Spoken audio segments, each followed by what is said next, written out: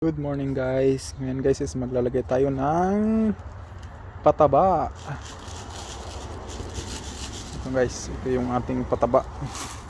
Sana. Shake in feed. Yan yung lalagyan natin guys para gumanda yung bunga ng ating mga tanim.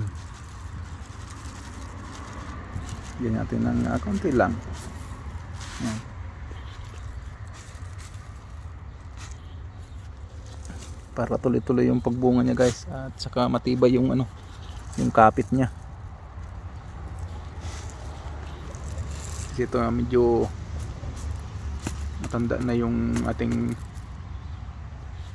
mga tanim, so kailangan niya ng nutrients. Ayan. Hindi natin yung iba dito sa likod, yung pa dito. Ito guys is ipapasok natin sa sa loob ng bahay. Kaya lalagyan natin ng pataba.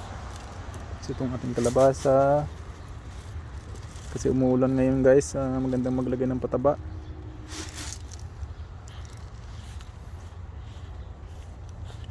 Ayan yung kalabasa natin, oh. Malaki ng bunga. Ito yung ating big tomato. Lagyan din natin direct sa napuno. Ito yung ating ibang para siya lumaki.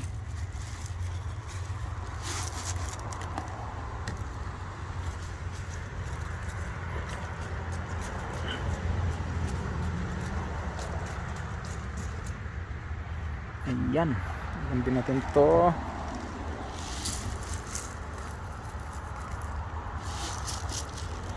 Ayan guys, ito kahit hindi na ito lagyan. Ayan, saluyot, kamote. Tayo sa dito, lagyan natin to okra. Ito konti lang para may nutrients siya, kasi yung lupa guys, nawawalan siya ng nutrients So ayan, meron tayong saluyot. Ayan. So ito, malapit na tong harvest guys, medyo matigas na siya. Ayan, yung big tomato natin, medyo matigas na siya. Ayan na.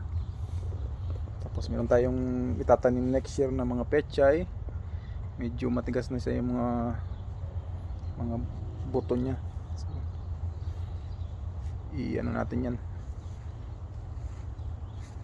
i-save natin, patuyuin para sa next year. Yan, dami. Ayan siya guys. Tapos meron tayong sunflower dito, napaganda oh. Ayan oh, laki. Ayan, ang tangkad niya guys oh. Pakita ko sa inyo, ang tangkad oh. So tangkad pa sa akin. Yan yung isa, hindi natin alam kung abutin pa ito ng pagbulaklak ng maayos. Lalaki pa. Kasi yung weather is lumalamig na. Makita nyo, dumidilaw na yung mga dumidilaw na ang mga puno, yung dahon ng puno pala. So hindi natin alam kung ano pa aabot siya. So yung ating kalabasa is nagdidilaw na rin. Ayan. Pero abot pa siguro yung bunga niyan. Ayan, may 3 siyang bunga na siguro lalaki na din to. Hindi malaki na. Ayan.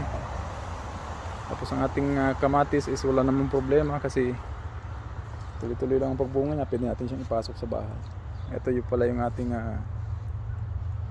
pipino. May 3 bungang, 4 na pirasong malalaki. At saka yun, nandun sa ilalim. So yan guys, hindi siya masyadong nagbunga ng maayos kasi malamig sa gabi. So okay pa rin kasi may bunga naman siya. Nakabawi pa din. Ito yung ating dito tayo bumawi sa ating sa ating tomato. Babawi tayo dito. Yan. Madami siyang bunga guys. Tapos ito yung binili namin na